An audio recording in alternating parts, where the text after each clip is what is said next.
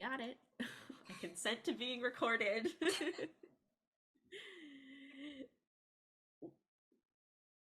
We're back. Season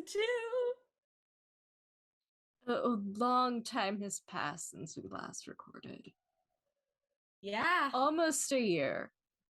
Really? Yeah. Was it really that long since we recorded? It's been like almost a year. I guess we stopped recording this summer. The thing is that I was still, we were releasing until December, but we record everything before we start releasing anything. Yeah. So it has been a while. Life events have happened. And should we do like life updates, interests updates?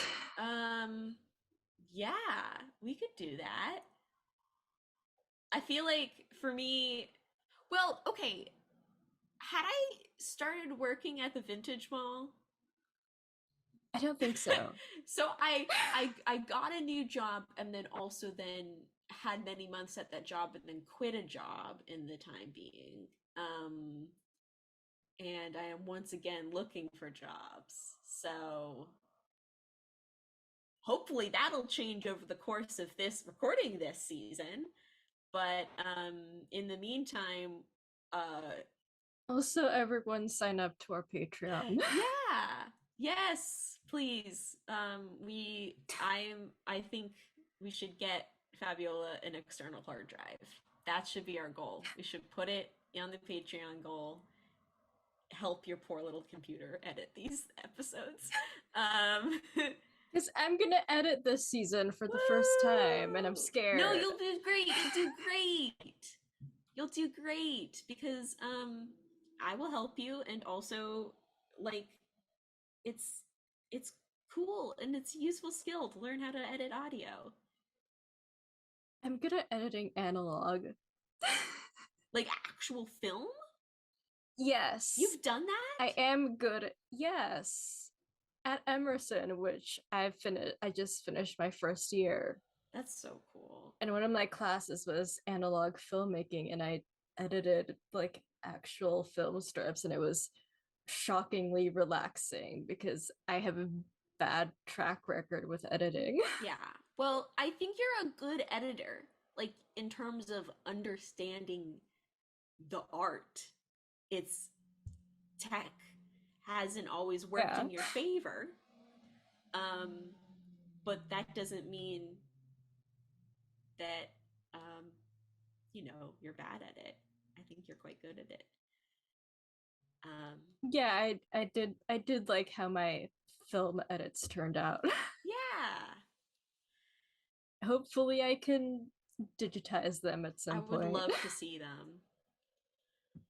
They're really good.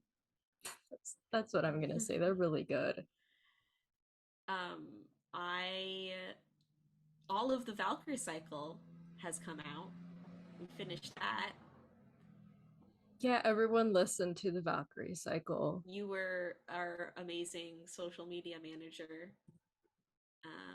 Still are, I guess. Yeah. We still got things to post if I get around. Award nominated podcast.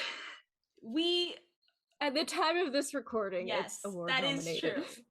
We can officially say we have been nominated for awards. That's pretty cool. One award. We got we were nominated for best NPC. We've been selected into a festival. Pretty wild. Did you say we should talk about our like stuff we're into, changing tastes? Because I don't know if my Yeah. tastes have changed that much. Like not real like not necessarily taste, but like what are like some things that we've been into since we last recorded almost a year ago? You got me into House of the Dragon. Yeah, I'm like regrettably very deep into the fandom. Yeah, you see discourses I could never It's imagine. horrible. It's horrible. It's terrible, but I love the show and the story too much, and it's bad. Meanwhile, I'm just over here like Rhaenyra and Alicent, Olivia Cook giving performance of her lifetime. Like, that's what I'm here for. The dragons are also cool, I guess. But I'm really like I'm like the old I just think about like a small tiny portion of the show, and I don't know what's going on with any of anything else. It's like um oh, we also finished Succession, the final season of Succession that came out recently. Yeah, I I don't think it's fully hit me that it's over Yeah, yet. that is true. Part of me is still kind of like, it's still gonna come back, guys. Guys, do you think she's coming back? Do you think she'll be back? Mascara streaked face. That's very Roman coded of us. Also, in regards to team, I'm like fully neutral. That's like an important thing to disclose Oh, in regards to the terrible, terrible fandom. see, I'm not even like I'm so like I'm usually a fandom person, but I'm so not You engaged should with the not House of the Dragon engage. fandom that You should not. but I'm so not engaged that I didn't even like think to oh, I need to know say which team I'm on. The I'm teams are like so like very baseline. yeah. I'm like everyone's right. I'm team everyone's right and everyone's also wrong. And also, Team Black is annoying on Twitter. But, anyways, also, we reunited in person. I got to go to Seattle for the first We time. did. That was very nice. Did we post we should No, post some of those photos on on our giving camp socials. Did we do that? We should do that. do that after we record this. Yeah. Gosh, because it's been so long since we recorded. I'm like I'm sure there's other media that I'm like that has come and gone that I've forgotten about. All I'm thinking about is like the last couple of months because the next thing I was gonna say was Across the Spider Verse, which like just came out That's for us. I new. know, but I love it. I loved it. I'm not a comics person, but I am a amazing animation and also high hot vampire person. I know everyone is thirsting over Miguel O'Hara, but, and like yeah, some of it's a little bit weird, but also he is so hot and cool. That's real. He's so hot and cool. And for our fun little tie-in to this It episode, somehow ties in, and I somehow learned that last night. like I saw that text this morning and I was like, how is that is like literally worlds colliding. Weirdest coincidence. Like it shouldn't be, but it I is, you literally know, because just gasped. the I timing of it is immediately very funny. screenshotted that and sent it to you, which kind of leads us. What is our episode about? What is the first episode of season 2 of It's Giving Camp about? We are discussing the Brady Bunch movie. From 1995. Yes. Because it's summer for us, and you've talked about how that's a very summery film. Though probably the sequel is even more summery. Yeah, I haven't watched the sequel yet. I know of stuff that happens in the sequel, but I do know that they go to Hawaii. Yeah, that's what I've just seen stills and stuff, and so I'm like, oh, maybe we should have watched that too. But For next season. yeah, and an upcoming, highly anticipated film, the Barbie At the film. time of this recording. Yes, at the time of this recording, we're very much excited for Barbie, and They're like in you, similar wavelengths. yeah, you like saw the trailer and like, oh, this is giving Brady Bunch, and I'm like, I've not seen this film, so it became our first pick. Yeah, it feels like a good place to start the season, but It's also it's kind of different from the rest of the season as well. well, Kind it of. this film, it's like, oh yeah, this is camp. Like it's so like it's kind of it was a nice place to start because I didn't feel like I had to stretch very, like I didn't have to push myself to see all of the camp It's elements right to this there. film. Yeah, it's right there, and so it's kind of a way to ease ourselves back in. Um and yeah, should we say the quick little connection to Spider-Verse before getting into the actual Yeah. history? Share the fun fact you Yeah. found out. So the guy who plays Greg Brady, he's like done a ton of voice work, notably Eric and the Little Mermaid. Did you were Oh, just learning? Yeah, that's Eric. That's Prince Eric. oh, I And we see are that. kind of having a mermaid core summer.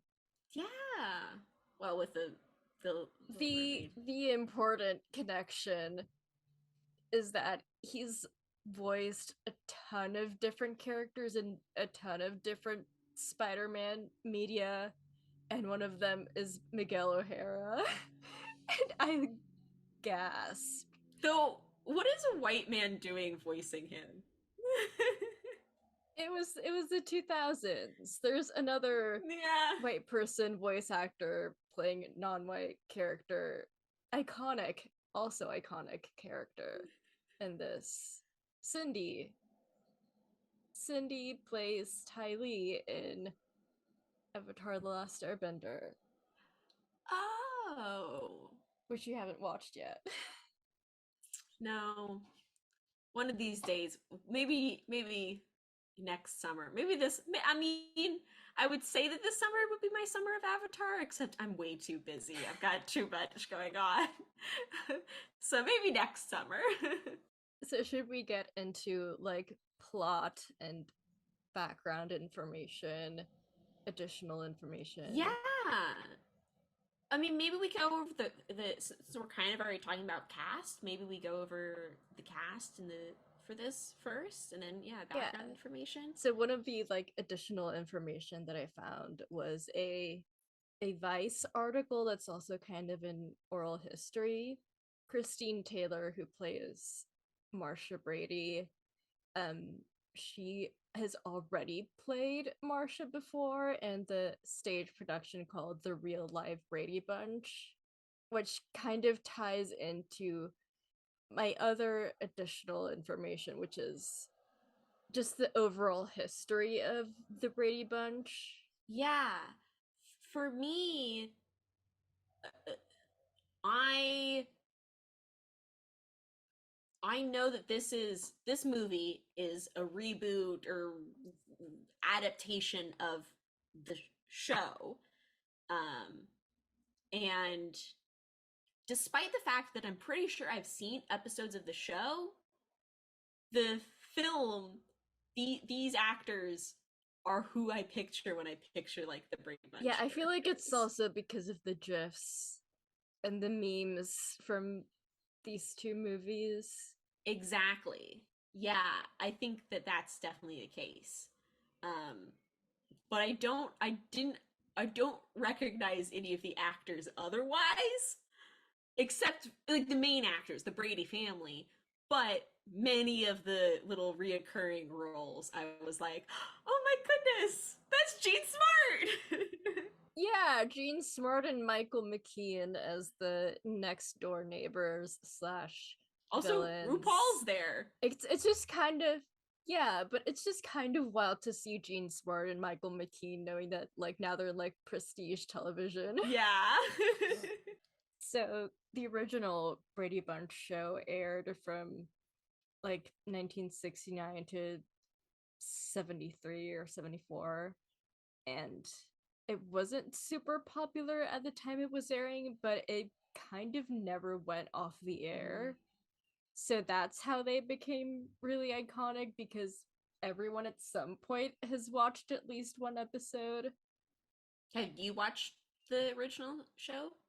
I'm sure at some point I've watched at least one episode, Did your but parents like, ever sing the theme song?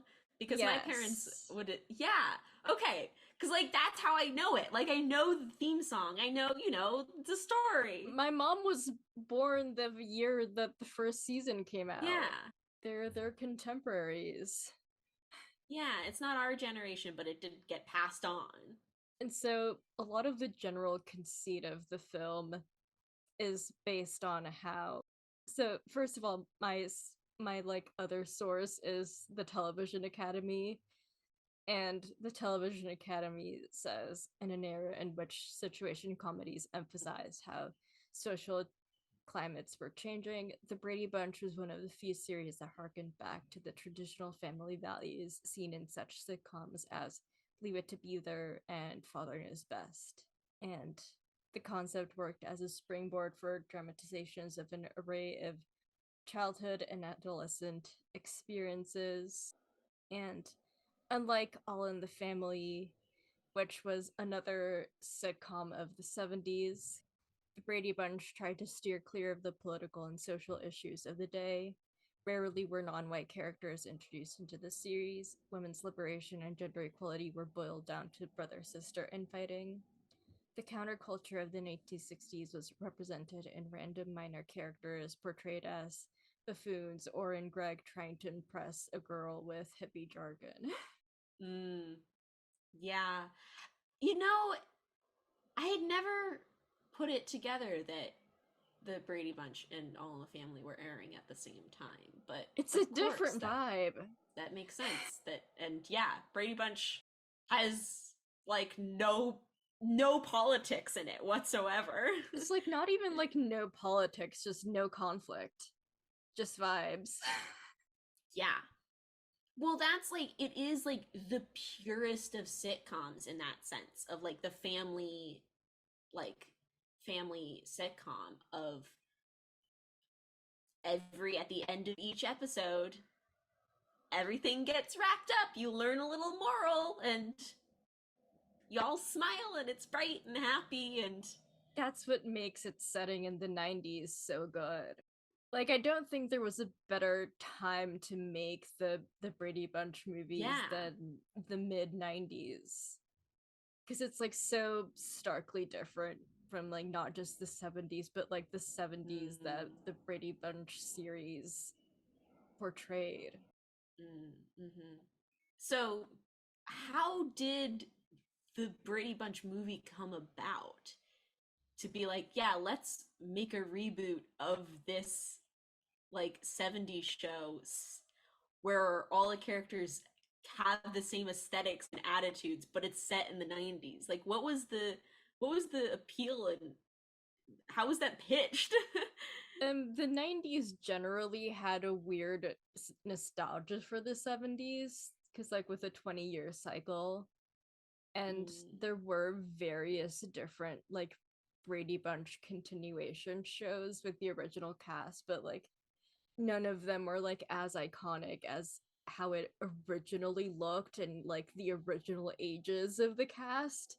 The movie is mm, basically the original characters at their original ages, but they're living in mid 90s LA. yeah. Um, I did watch the Modern Girls video essay about titled Rise and Fall of the Forgotten Film Genre about kinder camp, because I remembered that the Brady Bunch film or Brady Bunch movie and the Brady Bunch sequel were like referenced in this video essay talking about basically the wave of adaptations and remakes in the 90s and early 2000s that kind of were marketing, cashing in on like nostalgia and incorporating adult humor while marketed also towards like the children who might not have that same nostalgia. I've described it very poorly. The Arguably, like the Brady Bunch movies, to me, they kind of fit outside the like kinder category because they're like the most adult of the well, trends. yeah, I mean, to me, I would say that in the sense that Like the sequel, especially. oh, Because this I know stuff that happens in the is sequel. the sequel even more raunchy, or There's a subplot in the sequel that I'm like, this would not be allowed to happen if it were made today. what's the subplot? So Greg and Marsha, there's a Greg and Marsha romance in the sequel. They're siblings. Wait, like a legitimate romance, or is it all just like subtext? It's like this, I've seen clips and it's like a weird like sexual buildup and then they kiss at the end. They kiss? They have canonically kissed. Okay. Yeah, that's interesting. And like most of it is like based on how the original cast would like have crushes and relationships behind the scenes. Well, I mean, that does make sense. Like, they're all supposed to be playing siblings, but they are also all, like, hot, attractive people around the same age, you know? And if you're spending a lot of time with them and you're actors, I can see that. That makes sense. Yeah, I think so. I think the thing about, like, the definition of kinder camp that was given in that video essay of, like, the quote I wrote down was hilarious visual delights that had clever critiques on society and solid reasoning as to why they existed in the first place. I definitely think like the Brady Bunch film has a lot of visual delights, but I mean we can get into this more later, but I'm curious to discuss more like what critiques the film is offering. I feel like most of the critiques in the film are basically about how out of touch the Brady Bunch has always been. Yeah. Like these people are like basically living in their own fantasy world where nothing bad happens and the bad things, quote unquote bad things that happen, they just like it just goes over their heads. Like the carjacking scene. Yeah. Yeah. Or also the fact that like anything that goes wrong they're just able to fix and everything just goes right for them all the time. Yeah, like so many conflicts in this film. As I said, that there's like basically no conflict in this family. Like they all just get fixed by like Mr. Brady doing an incoherent speech. Truly, that was my favorite gag I think of the film is how his little morals keep getting more and more Which is confusing. kind of it's kind of commenting on like the the patriarch of the family and like how Carol Brady's always like your father's right Yeah. when he's just saying word salad. I think the thing yeah, to me it's like whether the Brady Bunch film fits into like kinder camp or even like how it fits into camp in terms of definitely has this critique in it, but I guess I if I have a criticism of the film or maybe just like I didn't have the right expectations, I don't know, I was expecting there to be something more like that was gonna like get deeper into like society, and then it was like, oh, It, it's it's not. it's not, and I feel like that's what I really like about it. Mm. I just really like the vibes and just the big contrast between the Brady Bunch sitcom world, which it looks like we need to talk about the aesthetic of like their house Mm-hmm. and how it's literally lit exactly like it was in the original show, and all the grass is Yeah, astroturf, I mean, and and their bathroom does not have a they they toilet. they totally lampshade that too with the neighbors. They talk about that. They're like, Yeah. I was, They literally live in a fake yeah. They're like, house. what do they do? You know, every weekend they're out there playing, sack race. Like, what are they doing? They're not normal. They have their little outfits for square dancing as a family. Yeah. And like there's little sitcom music playing in the background, and all of the characters, like after they say something funny, they just pause for a moment and then they keep going. That is true. That is true. There's also like the way they deliver lines is Yeah, so like has this like, I do have additional information about that. ooh, yeah. Well, I was just gonna say it feels very like performative, and it almost reminded me of like the John Waters film that we watched, and like the line Yeah. deliveries and that.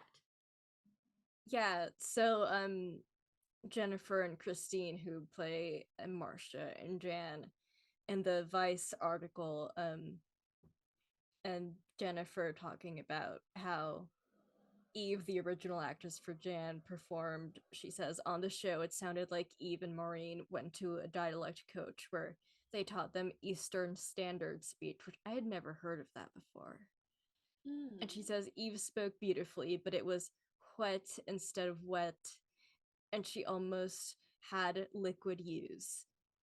Christine says, the way Marcia says skule was important to me. I slipped it in there, and Arlene, the director for the second movie, because the first and the second movie have different directors, Hmm. and and Arlene said, "We're gonna do it again. You said school a little weird." Jennifer and I looked at each other, and I was like, "That's the way she said it. I have to stand by that." And Arlene's like, "Okay, you're the expert. Skule was such a Maureen McCormickism." I look awful. Just awful. I can never show my face in school again. Jan also has this really specific walk, Mm. which just like makes her hair like flounce a lot. Like I don't know how to describe it, but Jennifer says, I remember Betty Thomas, the director for the movie that we watched, the first one, said to me, "Look at Eve's walk. She has a weird walk. I just kept studying the episodes and the way her hair swings back and forth." Mm. Yeah, that definitely, those quotes definitely to me make it sound like there was a lot of appreciation of the original work, or maybe not like that it's fully like reverent, but like It just meticulously exactly like recreated, like very it's it's meticulously. if it's, while it might not be entirely positive, it is like very intentional and very like um there's got to be like some respect for the original show if you're spending so much time finding how the way to recreate it. Yeah. And Mm. like I feel like the key to a lot of the look is the lighting, because what I've heard and like what I found like through my own filmmaking is that the lighting is very important to the look. And one of the things that I loved watching was whenever any character exited the Brady house, the lighting was suddenly not like stage 4-point lighting, and it was always like my film nerd brain was like, ooh, the lighting is different now that they're not in the house. Also point out, while I don't really know like all of the technical terms to describe it, there's something about the way that the the 90s, the real world is filmed that also feels exaggerated as well. It's grunge. It's very like deep in grunge, and Yeah. every non-Brady character is wearing like flannel and like jeans and neutrals and blacks and crucifix necklaces. It's a camp depiction of grunge, I feel like. Which one would think grunge isn't very camp, but this movie shows that it kind of is. Because it feels very like it's very exaggerated. It I don't know, like just something about like that the scene where Greg goes to try to become a music star. And the producer's played by the original Greg. Oh, I didn't know that. That makes sense. But yeah, but the way the producer has that line, it's like everything needs to be grunge and Seattle and garage. Um, to me, that it's like it's beating you on the head with like this is what it is. That I mean, I think that Which again shows how the 90s is like the perfect setting for this kind of movie because of just how completely different it is from the Brady Bunch show. Yeah. Yeah, I don't know. There's also just like it does feel like to me as someone like grew up in Seattle and has this association with like has an image of grunge music um that is not as over the top as it is in media. It's also like kind of funny to see those aesthetics in like bright sunny LA. Like obviously there was music trends with spread out across the all of America from Seattle and became much more over the top and in that kind of became the fashion trend. I don't have all the specifics, but I have stories from my mom and stuff where she's told me, they would look at, she would see the magazines about like, oh, the new grunge look, and she's like, that's not how we dress.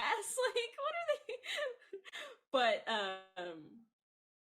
I don't know. I think I had not actually ever seen like a film that shows like this grunge band and they're yelling, like insults at the neighbors are like yelling insults at the Brady family while it's still like super sunny out. It's just that to me has a little like ironic clash in my brain. But it's rainy and wet here. It was nice when I went though. It did not rain once. Yeah, well, it's cloudy now. It's been cloudy. So, but yeah, I feel like the real world is like not only like heavily represented through grunge aesthetics, but it's also the dialogue. Like I just keep getting reminded of RuPaul's scene with Jan, where like Jan goes to the guidance counselor and like the guidance counselor being like a real life guidance counselor from the 90s who's happens to be played by RuPaul.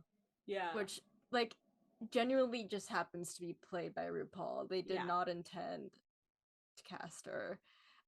Wait, what do you mean? Like she was not like a big star, a big name at the time? She was not a big name at the time, and also like Zimmerman, one of the writers, said we were reading actors like Jennifer Lewis, a lot of black actors, and I happened to be in a gay bar and saw the early video of Supermodel, You Better Work, which is needle dropped in this movie, like right after the counselor scene. Yeah. I came in the next day and said, you guys track this down. I have this crazy idea, not thinking they would ever allow us to put a drag queen in a major Hollywood movie.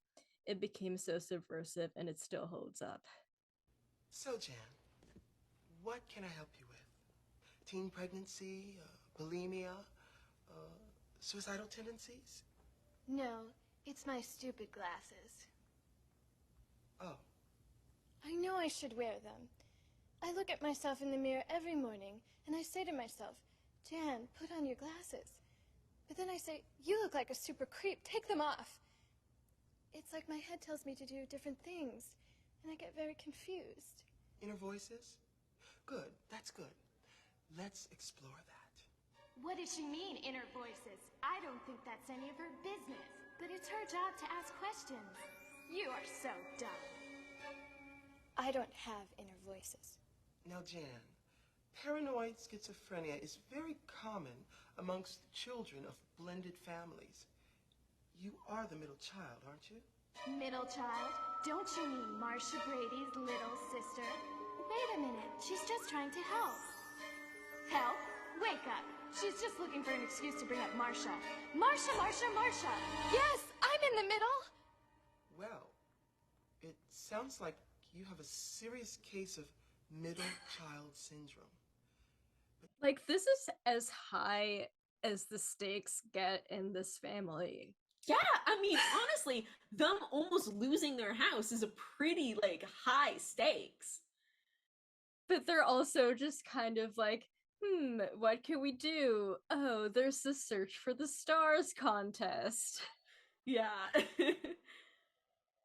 I mean, I did kind of, I don't remember enough about the original Brady Bunch TV show to know if this was the norm or subversive or not, but I did find it interesting the fact that, like, oh well, the dad's saved the day, like he's like, you know, the patriarch, he figured it out with his like cool design and his, you know, his big raise, like, and then His to have, cool design, which is literally just the house. yeah, no, it's literally just that it's literally just the house that he's put different signs on each for each new company. But like I found it then interesting to kind of I guess subvert the, like, you know, patriarch saving the day with the, oh, it's the kids in their talent show or, that is actually the heroes. But maybe that also happened in the original TV show often. In the original TV show, they did have songs, and like that's a song from the TV show. Yeah. I mean, that entire sequence is also there to show like just how unrealistic this family is, because they only win the contest because the judges all happen to be the monkeys. Which like it truly, like the absurdity of some of the like coincidences and circumstances is quite fun. I just keep going back to Jan and how like they literally gave her psychosis. Yeah, that also wasn't really addressed. Like it was addressed in that her grandma Like at the very point end of it was, is like the point of it itself is Jan Brady has psychosis and wants to kill. Like that is literally the joke and the camp of it. yeah. What was like the, do you have more about like the history of the creation of the film in terms of like who, like, were any, obviously they were able to bring back some of the original actors to like as guests in the film, but like in writing and directing, like what were those connections, who like actually like produced the film? So it was Paramount, as in the opening sequence, and from like what I saw, it had like a very modest budget. Like there weren't like super high expectations for it, so everything kind of went under the radar. And like the writers did say that like there wasn't really much pushback against like the content of the films. Like basically the only line that they drew was making any jokes about the Mm. original Mr. Brady actor's sexuality. Like he was gay in real life, but they were like it's like too personal to joke about. So basically that was like the one thing that like they didn't want to make jokes about. Well, they did have, like, honestly, there was a lot more gay representation in this film than I was expecting. Noreen and Molly. Noreen and Molly. Also, you might have to rewatch the final like intro again and pay attention to Marsha's square. The didn't yeah, Noreen is like trying to kiss her and stuff, or like at least was being really like close to her. No, they do actually kiss. They in the do? They did. They do. Wait, what? That's why I said you might have to pay attention to Marsha's square again. There's so many squares happening at the same time. I missed it. I thought you were gonna say you might need to pay attention to the fact that one of their neighbors is a gay, interracial gay couple. Yeah, that too. But like, Marsha gay kiss real. Wow. Well, though I also just found that so fun and like also sweet. Like it was unexpectedly sweet, where I was kind of expecting like the butt of the joke to be like, oh, like, isn't it so funny that this lesbian is in love with, you know, like her friend? But the joke is, no, like, isn't it so funny that Marsha is completely oblivious? Yeah. And also I liked that yeah, who the ex or the other girl that what's his face, the douchebag, Molly. Yeah, Molly. They were cute. The two of them kind of had the little flirting. What, they were the only. I love all the Marsha sex jokes. What were I know there were a lot of sex jokes, but I'm blanking on any that she actually had. Like when she like, so at one point in the movie, like the boys are playing like football in the fake yard and they hit Marsha in the nose, and so she has like this like prosthetic on. Yeah, that was the next day is the dance, and so like when she reveals her nose to the date, and she's like, and are you still interested in me now? And he's like, your nose isn't what I'm after. That's true. That's right. I suppose you don't want to go out with me now, huh? Oh, of course I do. It's not your nose I'm after. That's a fine boy Marsha's got there. Oh, Marcia, it looks like rain. You better take your shawl. Doug, how about you? Do you have any protection? Oh, yes, ma'am. Assorted colors and textures. Good for you. Yeah, like, I feel like a lot of the jokes in this movie are just kind of what make it so special, because, like, you just wouldn't make this today. Like, and like that's why the Barbie trailer excited me so much, because there was a joke in it that was like reminded me so much of the jokes in this, and I'm like, oh, they're actually doing this again. They're letting this happen again. There aren't. I think the thing when we saying like, oh, they don't do this anymore, they don't let this happen, is that it's shows in media that are marketed in many ways for like preteens and like young adults that aren't like, it's that appeal, like media that appeals to a younger audience that is full of sexuality and sex jokes. I think that, like, I don't know, I recently also watched like this is a completely different kind of media, but it feels like it reminds me of this topic of I recently watched Are You There, God? It's Me, Margaret.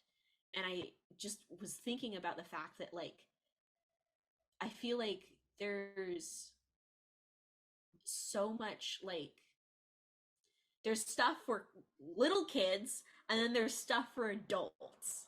Like there's so little media that is like for this like middle age. Not like middle age when you're adult, but like middle reader, you know? Like 12-year-olds. exactly. Like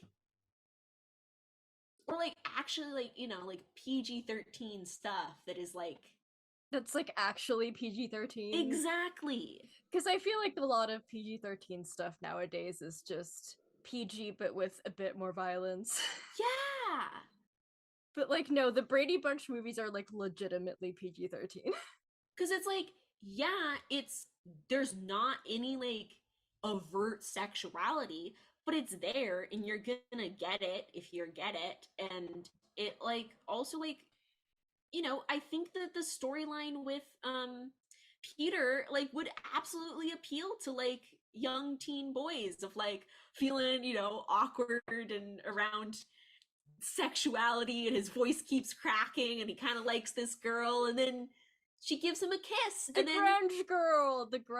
yeah, she's really sweet, and it also is really funny when she gives him a kiss and then his voice like goes super deep and low and he performs the sexy song, you know. Like I love I love all the outfits in the Brady family.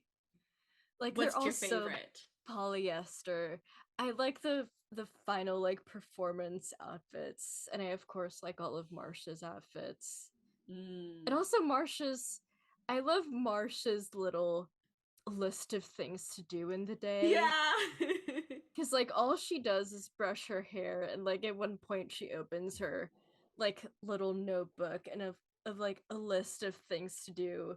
It's like the asking fixing the asking two boys to the dance situation, get the $20,000, brush hair, and that's it. That's Yeah. all she does. I was gonna say my favorite bit about Marcia is towards the very beginning when she's like, Jan, those are my socks, and she opens up the drawer and it's entirely full of perfectly like rolled up ball, you know, things of white socks, and just with one little hole, you know, one little thing missing. It's just like it's was such a like it was a great visual gag. There was lots of moments that weren't just like comedy from dialogue. I feel like there was a lot of like visual humor as well.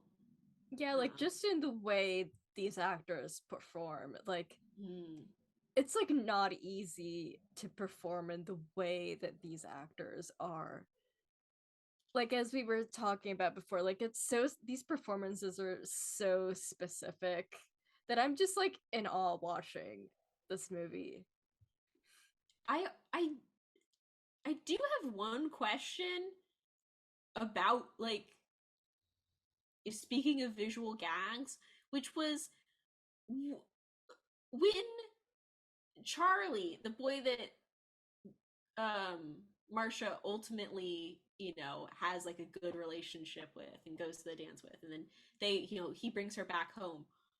What was going on with his car? Oh, the like it's so let me describe it as best as I can. It's like a truck, but like the back half is kind of missing, but it's like a food delivery truck and there's like a fake rotisserie chicken Yeah. just spinning. It's just a crazy image. Was there like does that a reference to something? I think it just kind of implies that's his job and that's like his only means of traveling. I was so distracted during that scene. I don't even remember what exactly they said. Well, I know later then she's like, it's a French kiss. But like, I was like, what is this? What is this truck? And the way it was framed in the shot, too. Like, I feel like a lot of the humor in this movie can be separated into three categories, which is the Brady's being Brady's, sex jokes, and what is this? yeah. I think the opening title sequence. I know you I posted. love the opening. I love it so much because it just kind of throws you in the 90s when you just expect Brady Bunch. But like suddenly you're in the 90s and like there's like signs that are like gang wars and riots.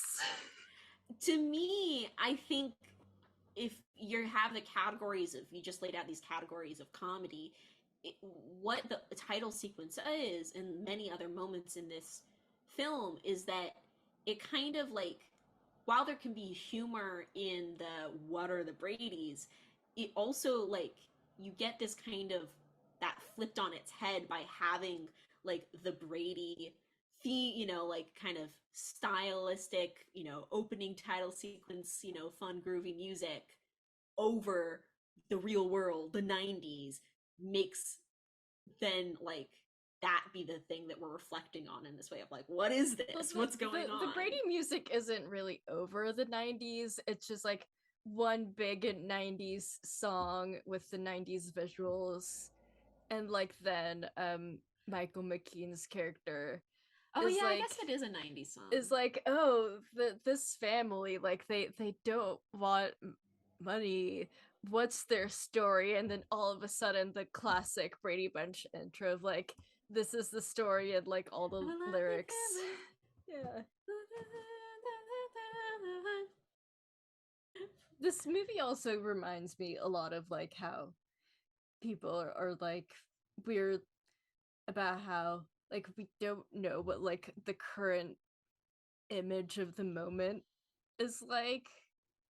What do you about mean? like how like with trends and stuff, like we don't notice them like as they're happening. Oh yeah. But like this movie shows that we clearly do. Yeah. Like this movie was made in the middle of the 90s and it very much is going for a middle of the 90s look. Yeah. With the characters that aren't the Bradys. I do think that one girl that Greg's hitting on is really fun, even though you only really see her once. I liked, like, she's got this big Amnesty International pin. Like, she totally yeah, that's like a feminist, right there. And like she then, and like I think they mentioned something about history class, and that she goes, and it's not history, it's her story. Yeah. And I found that like putting like Greg trying to hit on the girl, like be like, oh yeah, you're far all out. the girls are like deeply afraid of him. Yeah, they all run away when he gets up on stage to sing his song. And at the he's dance. like, I wrote a song for a special girl, and they all run.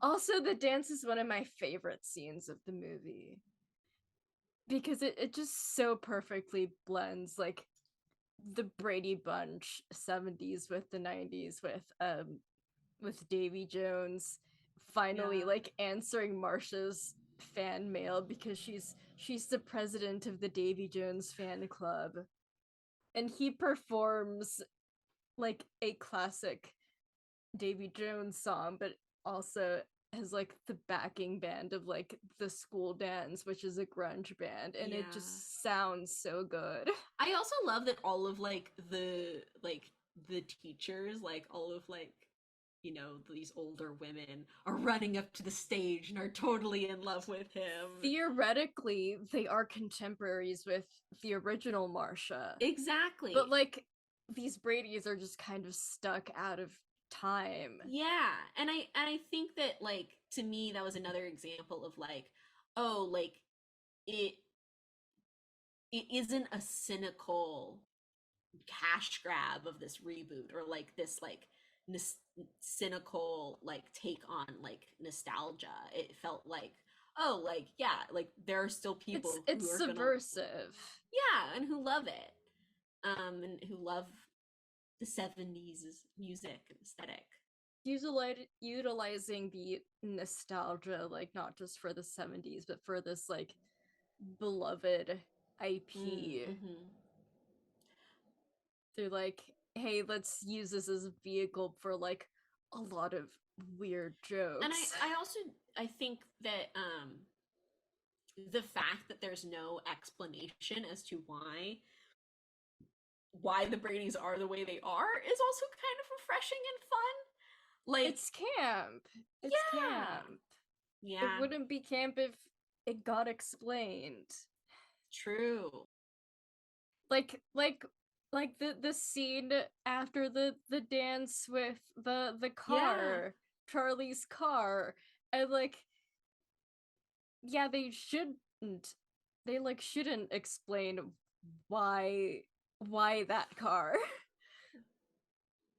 Like, it's just fun. Yeah. Though I also it has like I don't know, it is interesting, I guess, that this is not like I'm trying to find the right words.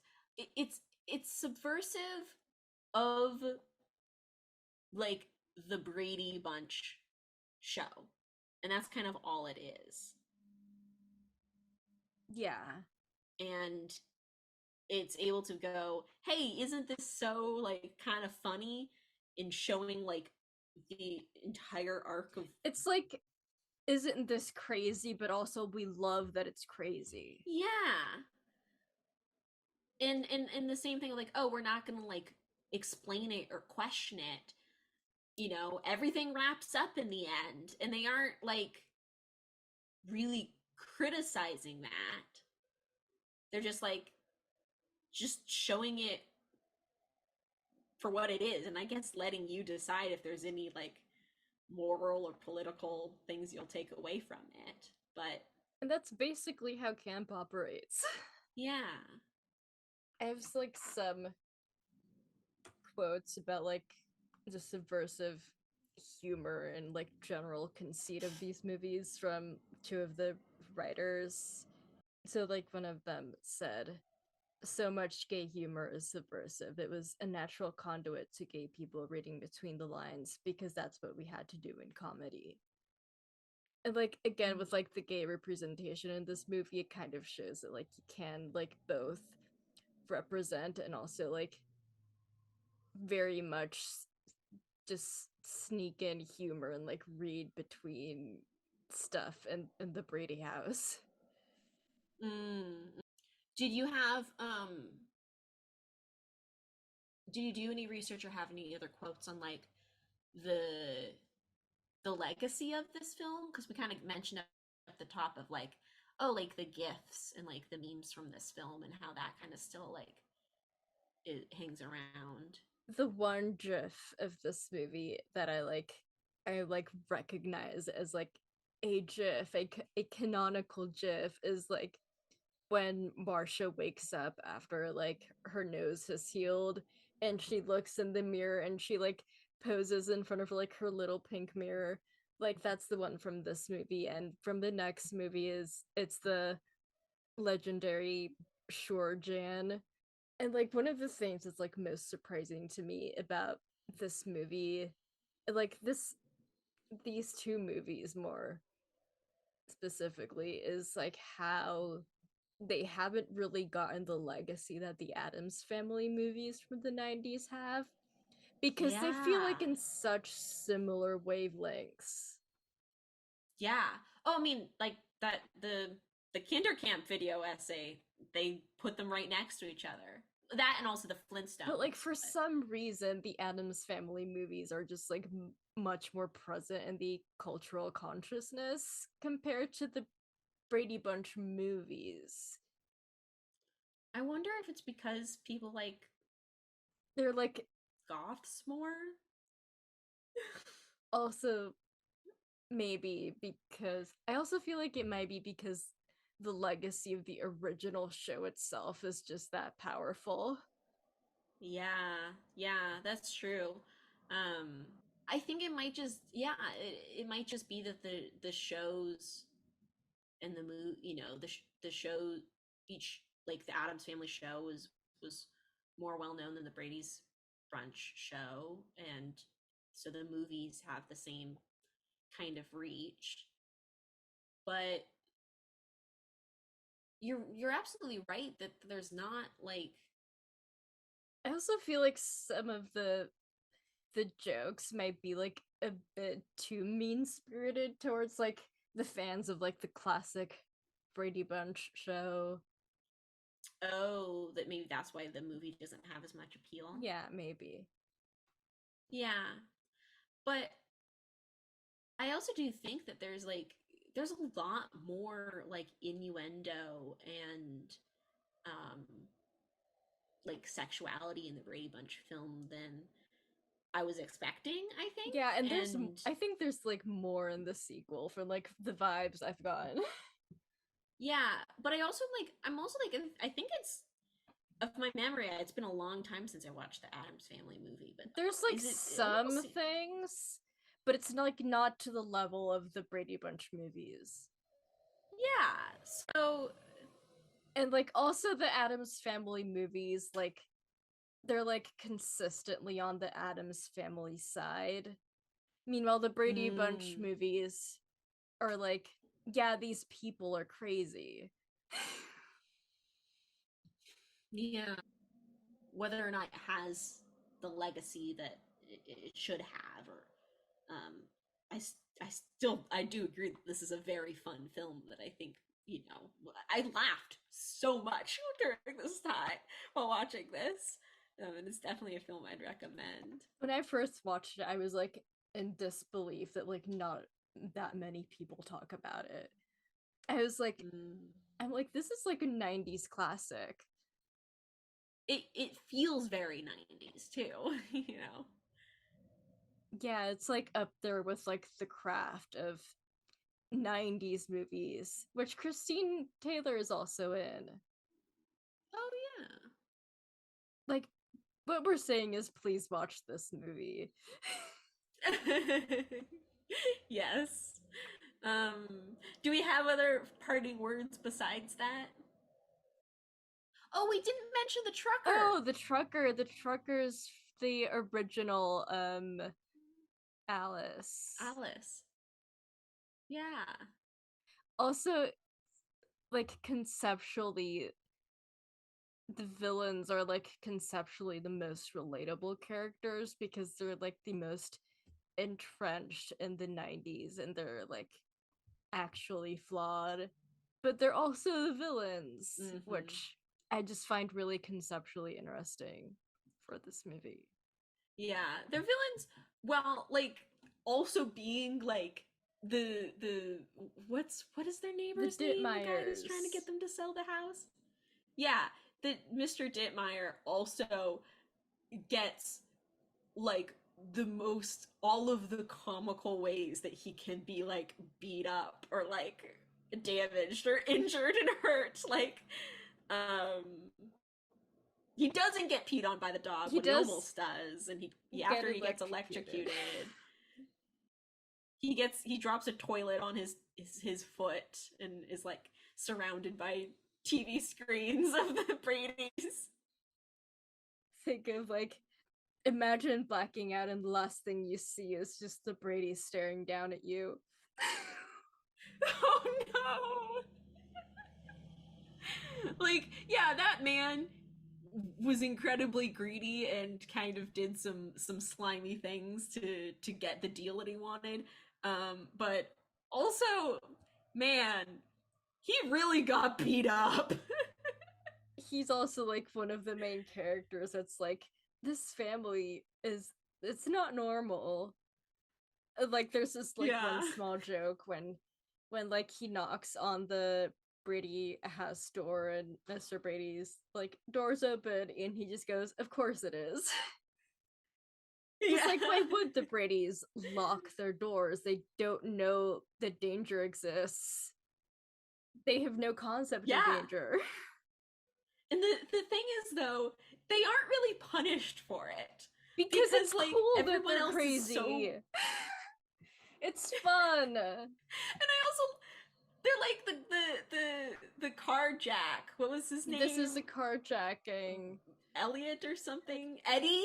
Eddie. I think it was Eddie. Yeah. He like they're just so like clueless that they're kind of swept up into their like Because they also have this kindness about them. He just gets swept up along where, And like classic wholesome sitcom logic demands that things get fixed in the end.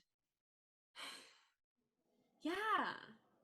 And so like I also found it really fun that that was a little bit subverted in the end where the police officers are like, wow, you all this whole neighborhood is coming together just because one family like stood up for what they believed in. They're like, yeah, also we're gonna sue this guy and get a lot of money, but yeah.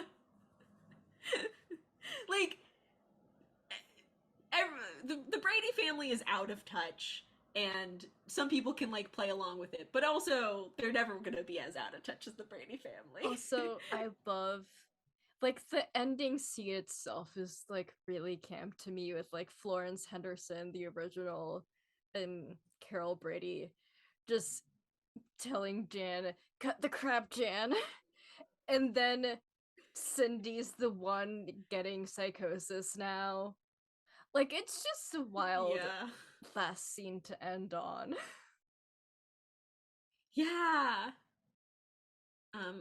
If we're offering final things that I really liked, there was one tiny throwaway line when they were planning on what to do to raise the money, and Bobby suggests they rob a bank, and I thought that was really funny. Bobby gets like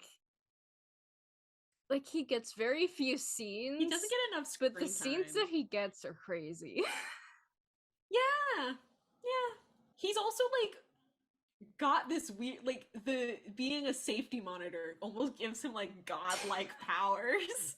Because he convinces the police to be on their side. Also, when he tells the Mr. Bittenmeyer, like, oh hey, your hedges are too high, you're not going to see oncoming traffic, and he's like, yeah, whatever, I don't want to see you, and then he immediately, when he backs out, immediately gets hit by another car. Like, Bobby has like summoning powers. That's just what I'll say. Like everything that he deems the way it should, this is the way the world should work, it happens that way.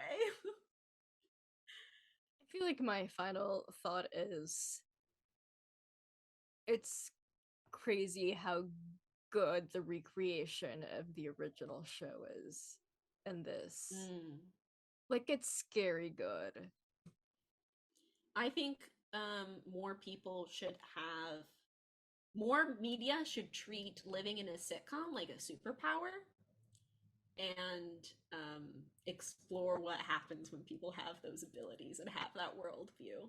Yeah, like they're literally living a fake life in a fake house. Yeah. Also, bring back that lighting. Yeah, it looks so good. And like it's just crazy to me how it looks exactly like 70s television, but it was made in the 90s. I'm just like, how did you do that? WandaVision wishes. Yeah, that's what we're ending on, WandaVision wishes. It's Giving Camp, hosted by Saffron and Fabiola and Fabiola Liano. Our theme music is written by Harrison Lurie. And the podcast is edited by Fabiola Liano. Follow us on Patreon. Support us on Patreon. On Instagram, it's Giving Camp Pod. And on Twitter, it's Giving Camp Pod. Without the it's. We're on Patreon at It's Giving Camp Pod, and shout out to our patron, Nicole Venito.